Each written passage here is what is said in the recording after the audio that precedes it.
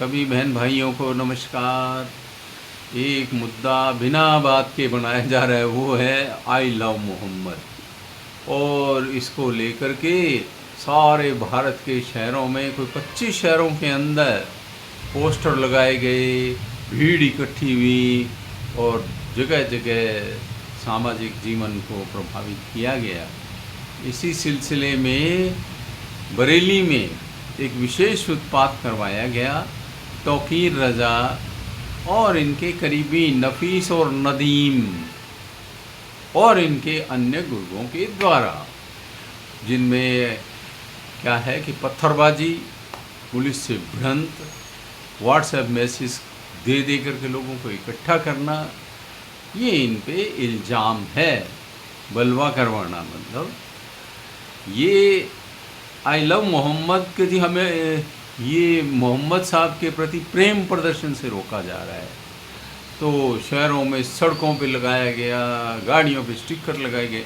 ओ भाई, मेरे को ये तो बताओ, सड़क पे आई लव मोहम्मद लिख के लगाओगे तो मोहम्मद साहब का तो अपमान है। वैसे तो तुम सड़कों पे भी नमाज़ पढ़ते हो, और वो सड़कें जहाँ लोग आते जाते थूकते रहते हैं, भारत में तो ऐसा ही रिवाज है, और फिर तुम जो है वहाँ नमाज़ पढ़ते हो। तो फिर वो आई लव मोहम्मद के पोस्टर जगह जगह लगा करके, और वहाँ बरेली में तो विशेष प्रायोजित उत्पात मचाया। ये मानो कि तौकीर रज़ा ने, जो सफ़ेद और काली दाढ़े वाले हैं, ब्लैक एंड वाइट वाले, जो बड़े बड़बोले हैं, उन्होंने बिना मतलब आ बैल मुझे मार वाली कहावत को चरितार्थ कर दिया।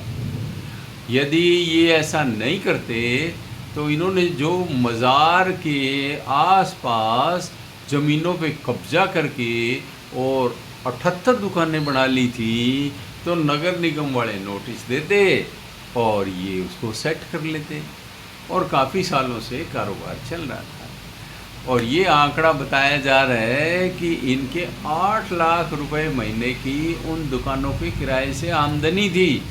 साल के मतलब 1 करोड़ रुपए। लेकिन इस तरह का जब पैसा आता है तो दिमाग पे नशा चढ़ जाता है।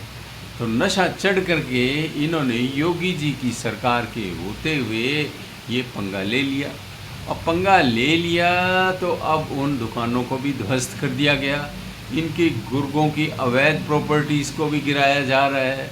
यदि समस्या ना लेते, जैसे छांगुर बाबा भी प्रशासन की नाक के नीचे अवैध गतिविधियां करता रहा और वो चल रहा था योगी जी के आने के बाद भी, और ये भी योगी जी के आने के बाद भी चल रहा था, लेकिन प्रशासन का सहयोग था तो काम चल रहा था।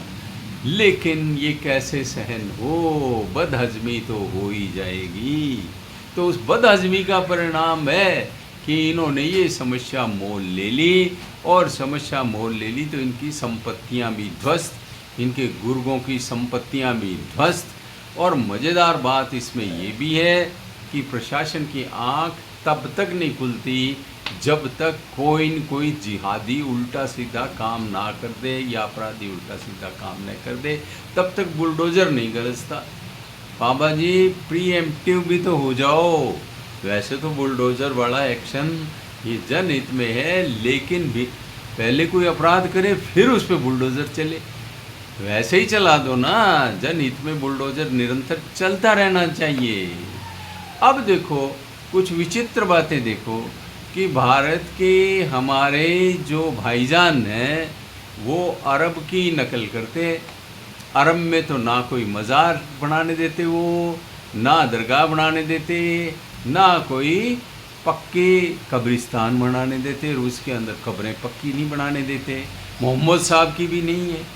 फिर भी ये क्या है कि यहाँ पक्की कब्रें बनाना और मज़ार बनाना, दरगाह वगैरह बनाना, ये भाइयों इसलिए है क्योंकि ये सब हमारे ही भाई हैं, और इनका डीएनए हमारा ही डीएनए है। हमारी परंपराएं मूर्ति पूजा की और समाधि स्थलों पे माथा टेकने की रही है। तो ये गए तो इस्लाम में, गए तो अरब की ओर मुँह करके हो गए ये तैयार, लेकिन मान्यताएं हमारी लेके चले गए। तो भाइयों, तुम जो हो वो असल में आ जाओ ना। तुम भारतीय हो और तुम्हारी जड़ें तुम्हारे दादे परदादे और उससे थोड़ी एक आधी जनरेशन पीछे मान लो। तुम हो तो किशन लाल की संतानें। तो भाइयों, भाईचारे से काम लो, बिना मतलब उत्पात मत मचाओ। आई लव मोहम्मद कहने में किसी ने नहीं रोका। यहाँ कोई आजकल तो आई लव अखिलेश और I love Babar, I love bulldozer और पता नहीं किस किस को आई लव कहते रहते हैं। कौन रोकता है? आप भी कहो भाइयों, खूब कहो, ज़ोर ज़ोर से कहो, कोई नहीं रोकता। पर पंगे मत लो, बच्चों के हाथों में पत्थर मत दो। जो छोटे छोटे बच्चे हैं उनसे पत्थर फिकवाते हो और फोर्सेस से पंगा लेते हो, दैनिक जीवन को प्रभावित करते हो, ये तो गलत है ना। इससे क्या होगा? इससे तो विनाश ही होगा। तो भाइयों, आपने सुना, आपको पसंद आए तो लाइक शेयर एंड सब्सक्राइब करना।